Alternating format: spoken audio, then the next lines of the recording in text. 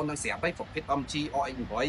mixer និយាយរួមប្រភេទប្រអប់នេះទៀតការចូលលេខរបស់វាអត់ស្មូតទេតែប៉ាតហ្មងយកបងប្អូនចង់ឲ្យវា smooth ជាងមុន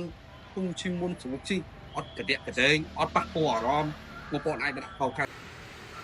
បងប្អូនណាខ្លះជី MG OX8 បងប្អូនណាជី smooth អត់បើដាក់ខោខាបាទឥឡូវយើងមានទឹកខោខា CM91 ដាក់ឲ្យ MG OX8 ចូលលេខ smooth ធូរសំខាន់ស៊ីពេកតិចបាទទឹកខនេះដាក់ដល់10វិញអត់មានកាត់បងសែនទៅទេមួយណាបងប្អូនចូលលេខស្រួលជាងមុនស៊ីតិចជាងមុនបងប្អូននឹងស្រាប់ហើយប្រភេទ MG OX8 mixer និយាយរួមប្រភេទប្រអប់នេះទៀតការចូលលេខរបស់វាអត់ស្មូតទេតែប៉ាតហ្មងយកបងប្អូនចង់ឲ្យវា smooth ជាងមុន